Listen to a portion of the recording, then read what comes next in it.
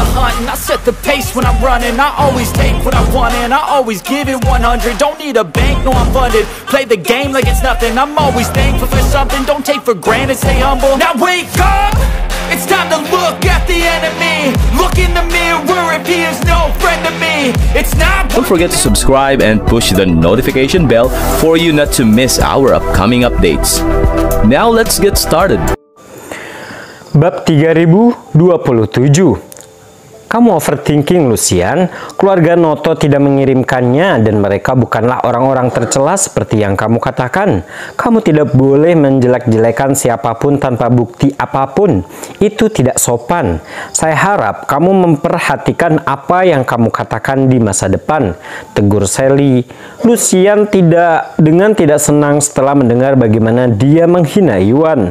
Dia tahu dia menyelamatkan bisnis keluarganya dengan membawa mereka ke wilayah utara. Hal itu tidak mempengaruhi keluarga Noto.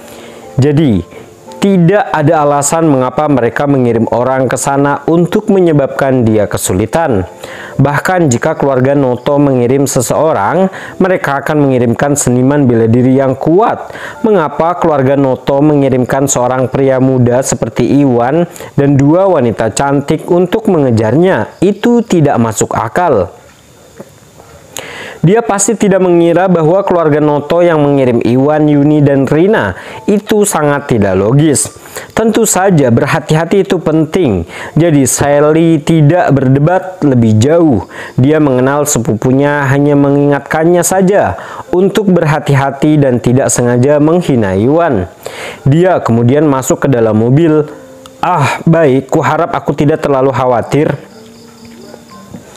Pemuda itu merasa tidak berdaya melihat Sally menolak untuk mempercayainya, namun dia masuk ke dalam mobil yang sama juga untuk melindungi Sally dan menghindari Iwan dan kedua gadis itu menyakiti Sally.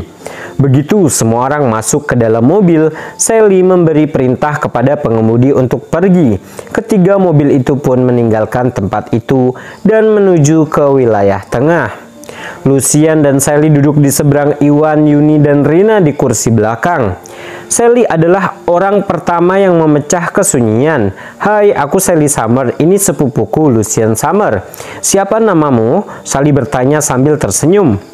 Meskipun dia tidak menganggap Iwan orang jahat, lebih baik bertanya dan mengenal Iwan kalau Lucian benar. Oh, saya Hugus Nadi. Dia Yuni Kusumo dan dia Rina Laksmana, jawab Iwan. Dia sedang dalam misi untuk melacak Brahma di wilayah tengah, sehingga dia tidak ingin mengungkapkan nama aslinya, memberikan Sally nama palsu. Tuan Gusnadi, kalian sepertinya bukan berasal dari wilayah tengah. Saya harap Anda tidak keberatan saya bertanya dari mana asal Anda. Apa yang membawamu ke wilayah tengah? Sally terus bertanya, dengan asumsi bahwa ketiganya tidak berasal dari wilayah tengah. Lagi pula, Yuni dan Rina sangat cantik.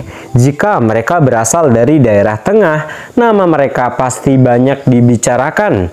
Karena Sally belum pernah mendengar tentang mereka, dapat diasumsikan bahwa mereka bukan berasal dari Yanbei wilayah tengah. Karena kamu tahu itu agak tidak sopan, kenapa kamu bertanya? Yuni dan Rina menegur. Sally telah menimbulkan banyak masalah bagi mereka setelah menabrakkan mobil mereka. Namun dia terus mengajukan pertanyaan seolah-olah dia sedang melakukan interogasi.